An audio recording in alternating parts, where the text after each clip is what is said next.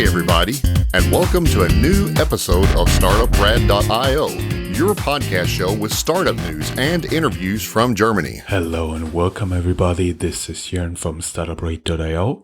Today, unfortunately, just by myself. Margaret did experience some technical difficulties, and Christian is right now on the way back to New York, right now in beautiful Iceland, Reykjavik, so safe travels, buddy. Margaret, sorry you couldn't make it, but hopefully next time you'll be on again. So let's do the startup news wrap up from summer here in Germany.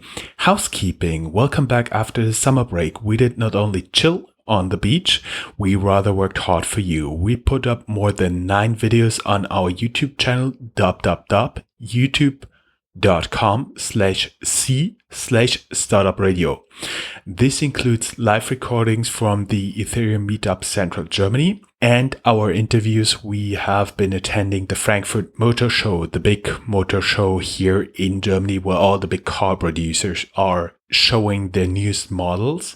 And Chancellor Angela Merkel did the opening ceremony. On our podcast, audio only, startuprad.io, you'll find several new podcast interviews, including, but not limited to, the road trip from pre-Brexit London we did early this year in February, interviews from the RegTech event in Tech Quartier here in lovely Frankfurt, plus we have exclusive interviews, for example, the world premiere, the first all-digital health insurer in Germany ever to be set up, Autonova. I'm talking to a chief product officer. A recognition for our German and English podcast. Woo-ha! 10 tech podcasts you should know, right? Gründerszene, backed by Axel Springer, Die Welt and other big media outlets. It's a big media group. They belong to it and they have us, as you would translate it in English, as a need-to-know source. So that's pretty impressive and we're pretty happy about it. Also, there's a live stream coming up on November 16th at the Eurofinance Tech 2017. You can watch us on YouTube streaming live from our couch there in the middle. We will have several guests there and it's like the Thursday within Eurofinance Week. Eurofinance Week is basically the time when all the big central bankers, all the CEO and bosses of the big banks in Europe and even in the US come to Frankfurt and get together for a whole week of panel discussions, events, meetings, and all the other stuff. Getting to the ecosystem, stock exchanges are now hot on German tech startups. Stuttgart Stock Exchange now invests in startup with its own subsidiary, reports Deutsche Startups.de. Stuttgart, you may remember, is the place, the capital of the state of Baden-Württemberg. It's in south of Germany, and you may know some of the companies that set up shop there and around, for example, Mercedes, Porsche, Bosch, and others. So it's a very big cluster there of automotive and machine building companies.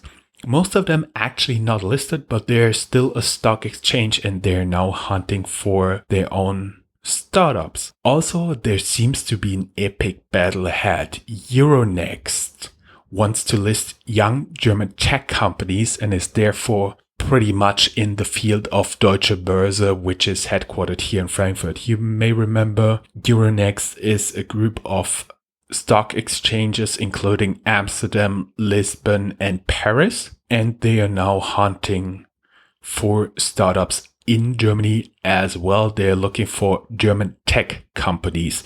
They also mean young, but they're not very specific what means young.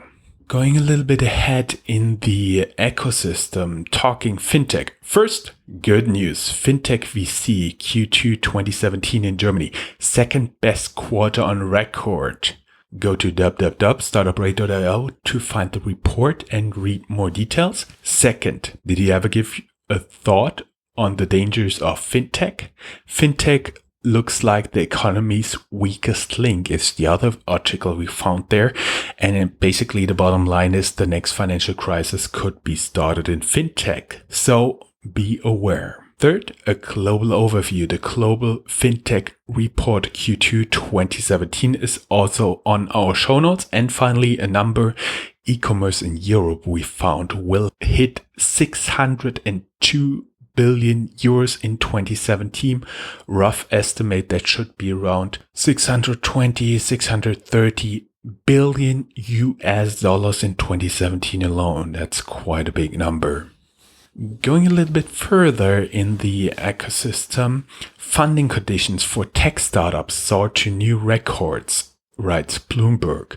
Also, they found something pretty interesting because half of the unicorns are cheating with the valuation. I quote, "The study finds private valuations aren't grounded in reality." You find more on our show notes. Are Bitcoins what we think it is? Nobel-winning economist Robert Shiller says Bitcoin is, I quote him, "the best example right now," end quote, "of a speculative bubble." And then there's another chart we found. It reveals that the whole Bitcoin wealth is pretty much, even like in reality, pretty much aggregated, but 4% of the addresses own 90+% of all of the Bitcoins. Then we have an article going a little bit in the other direction. No, ICO market caps are not crazy. The reason is basic economics, writes another blogger. And The Economist, the long-standing economic outlet headquartered in London, which writes about economics since, I do believe, the 1840s, says Bitcoin is fiat money too, putting it on the same level as US dollars, euros, and the like. Related, there's a podcast from Bloomberg. There have been many parallels made out. Listen to yourself. The podcast is called Odd Lots, How an Austrian Economist Explains the Tulip Bubble. Just for the reason that there has been a tulip bubble in the past centuries in the Netherlands, where you got the value of one tulip onion, which equaled the value of a farm, which totally went crazy because you put the onion in the ground, it flowers once, and then it is gone. But people started to speculate with it and got to totally off reality prices, and they are talking solely about the tulip bubble, but tune in yourself, make your own opinions about it. Talking about hubs now, of course, there's Frankfurt. And I gotta admit, the September 2017 will go down in history as the first big month of the Frankfurt Rhine-Main startup scene. First, there was an exit.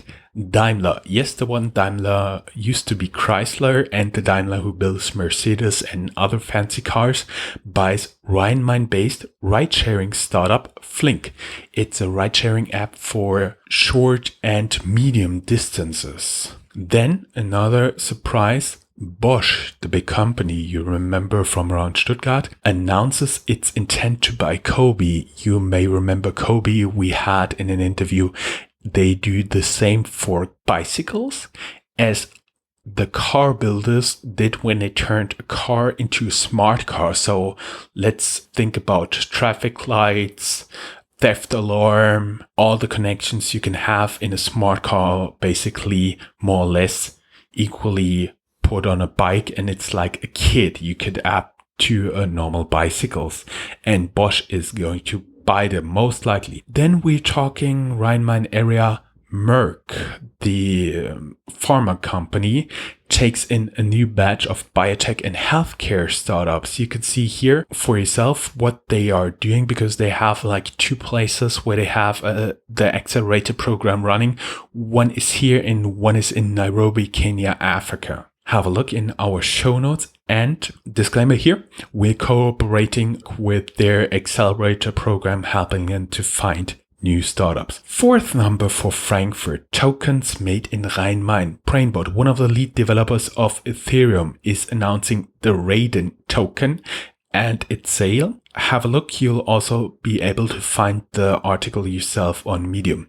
And finally, number 5, the journalism startup Mercurist, based in Mainz in Rhine-Main area, raised 1.5 million, reports Gründerszene. The thing is, they are a digital-only startup, meaning they do digital content and they're not a traditional paper-based news outlet as you would know it. Then we have some nice news. There was a survey that entrepreneurs see Frankfurt equal to Munich or Hamburg as a startup hub. This was reported by the newspaper Frankfurter Rundschau. And the top cities for startup employees been evaluated by Nestpick, and they found Frankfurt to be number 18 compared to other startup hubs like, for example, London, which only scored number 43. One of the big things to make Frankfurt score that high was security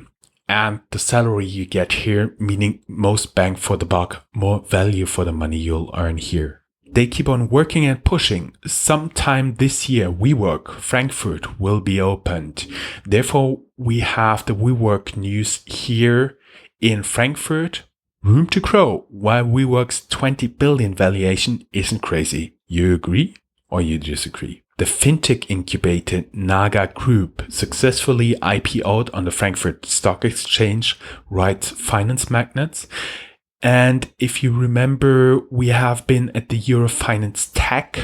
I do believe it was 2014 or 2015.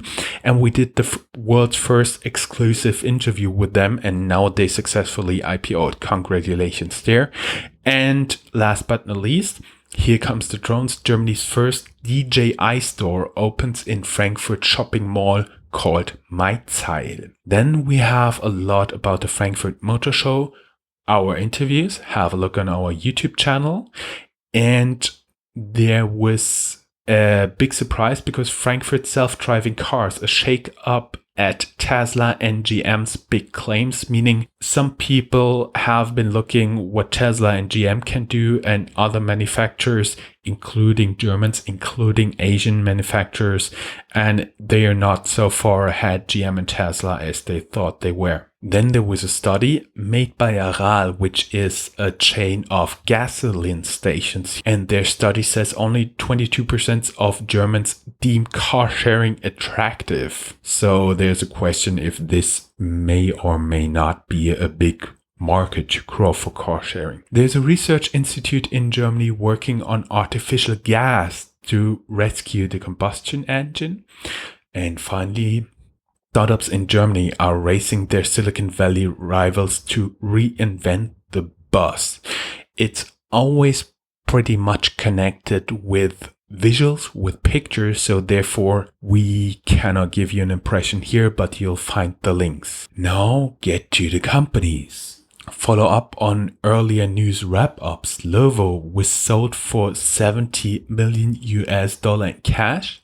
Lovo, huge success with some spots, writes Deutsche Startups.de, since they had to pay 1.2 million euro fine for many fake profiles in their app, and 2 managers and 12 employees had been under investigation, but eventually now they've been sold. Congratulations there for turning around the company. And the insolvent Berlin startup Auctionata, we talked about it in earlier news wrap-ups, including the insolvency filing, made sad headlines in our news over time as well. Now Auctionata's inventory heads to a fire sale as once prominent art startups Whites Down wrote Artnet News. Hamburg-based deposit intermediation startup Deposit Solution, number 2 in Germany, buys Savedo, number 3 in Germany. This is interesting since the competition there heats up, and there's a little self-promotion here as well. We have an interview on the shelf with number 1 in Germany called Raisin. We talked to the CEO and founder in an exclusive interview. You should look forward to the interview going online anytime soon. And as you may have heard, Germany's number 2 airline Air Berlin went bust. Well, it left traces in the German startup scene as well, but not how you might think. Flightride, the startup which buys claims for delayed flights and other stuff, crows on the trouble of Berlin's number 2 airline, Air Berlin, writes Gründerszene. Aachen, in very northern Germany based medtech, Hemovent, raises 2 million for new heart-lung apparatus, and the interesting stuff is it's 1/10 of the average size, writes Gründerszene. And we've always been tracking a little bit BMW because we do believe they make pretty good investments with their VC arm. Have a look at the other news recordings we did, and they lead a $38 million investment in used car marketplace Shift, writes VentureBeat. Then finally we have 12 insurance companies got together in Munich to build an innovation hub for insurance. Here you should keep in mind Munich is also the home to Allianz, Europe's largest insurer,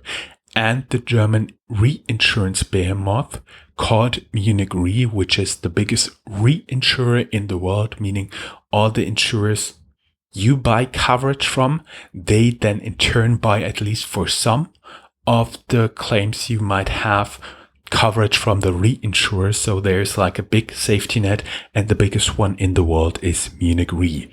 Used to be like decades ago also be part of Allianz. And as a tradition goes, the Rocket Internet Corner.